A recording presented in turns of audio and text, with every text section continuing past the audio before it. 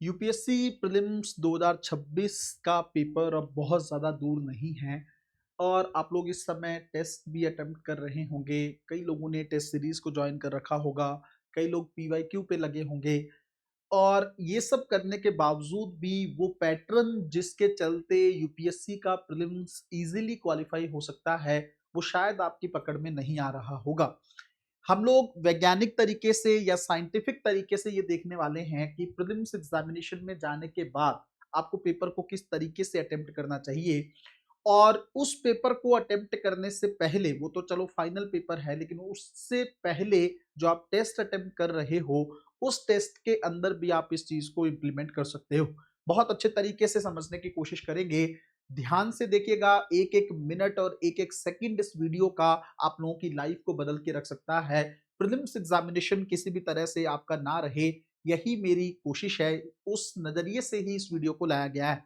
लेकिन जल्दी से वीडियो को लाइक कर दीजिए, शेयर कर दीजिए और अगर अभी तक आप लोगों ने डिलाइट आईएएस के यूट्यूब चैनल को सब्सक्राइब नहीं किया है, इस तरह की खूबसूरत और बेहतरीन वीडियोस के लिए चैनल को लाइक करके सब्सक्राइब करके आप लोग रख लीजिए।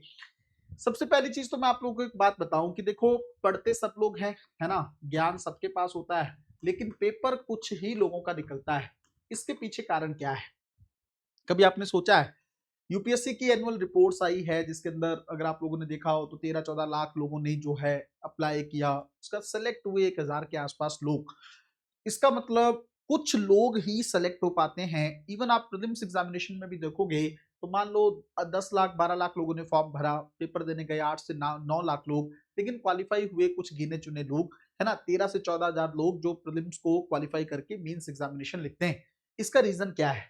क्या बाकी लोगों की तैयारी नहीं थी? क्या बाकी लोगों के पास कंटेंट नहीं था? सब कुछ था, तैयारी भी थी, कई कई सालों से वो लगे हुए थे, लेकिन एक चीज के चलते वो मार खा गए, वो था कि पेपर को अटेम्प्ट कैसे किया जाए, है ना। ये सबसे बड़ा, मुझे लगता है सबसे बड़ा खेल जो है यहाँ पे यूपीएससी प्रीलिम्स एग्जामिनेशन में होता है और वो लोग नहीं समझ पाते। तो मैं आप लोगों को थोड़ा सा इसको समझाने की कोशिश करता हूँ। देखो, पहली बात तो ये है कि जैसे मान लीजिए आपका, हर इंसान का या हर स्टूडेंट का अपना अपना वीकनेस है और अपना अपना स्ट्रेंथ है।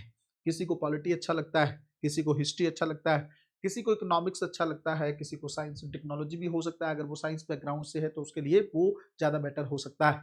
कोई हो सकता है कि पर्यावरण में अपने आप को ज़्यादा कॉन्फिडेंस, ज्योग्राफी में ज़्यादा कॉन्फिडेंस महसूस करता हो। सबसे पहले क्या करना है, आपको अपनी स्ट्रेंथ को पहचानना है। मान लीजिए 2-3 जो सब्जेक्ट है ना, आपकी स्ट्रेंथ है। मैं जैसे एग्जांपल देता हूँ, पॉलिटी आपकी स्ट्रेंथ है, या आपको लगता है कि भाई ज्योग्राफी मेरी स्ट्रेंथ है या मेरी हिस्ट्री स्ट्रेंथ है। कोई भी 2 से 3 सब्जेक्ट जो आपकी स्ट्रेंथ है, सबसे पहले उनको रेखांकित करो।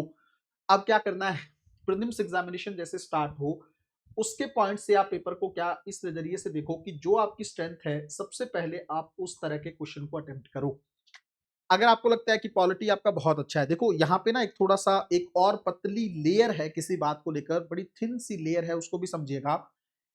पॉलिटी आपका स्ट्रेंथ है, पॉलिटी आपको बड़ा अच्छा लगता है, लेकिन ये उस पर भी डिपेंड करता है कि इस साल के पेपर में पॉलिटी के क्वेश्चन कैसे पूछे गए हैं। समझे मेरी बात? यहां पे ध्यान रखना है। मतलब कहने का मेरा मतलब है कि अगर मान लो आपने पहले एक स्ट्रेटेजी प्रिपेयर की, उस स्ट्रेटेजी को अगर थोड़ा बहुत जो है फ्लेक्सिबल करना पड़े प्रीलिम्स एग्जामिनेशन में जाके, तो आप कर सकें, वो भी बात मैं आपको यही बता रहा हूं।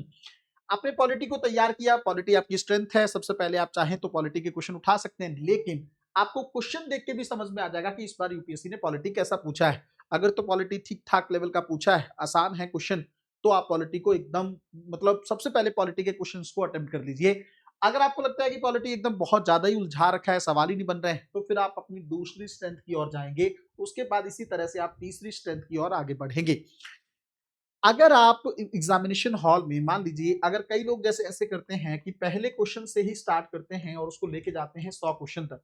अगर आप इस स्ट्रेटेजी को अपनाते हैं, मान लो, या आपने इसी बेस पे टेस्ट सीरीज को अटेम्प्ट किया है, तो हो सकता है पहला जो यूपीएससी की सीरीज होती है ए बी सी डी, हो सकता है बी सीरीज सबसे डिफिकल्ट पोर्शन जो है वो आपके सामने हो। साइंस एंड टेक्नोलॉजी से स्टार्ट हो रहा है, या हिस्ट्री से स्टार्ट हो रहा है, या इकोनॉमिक्स से स्टार्ट हो रहा है। हो सकता है आपको इकोनॉमिक्स में कॉन्फिडेंस ही ना हो, तो उसके 15-20 सवाल जो आपके सामने आएंगे, उसके चलते तब तक हो सकता है कि आपका कॉन्फिडेंस बहुत ज्यादा लूज हो चुका हो कि यूपीएससी ने इस बार क्या पूछ लिया है।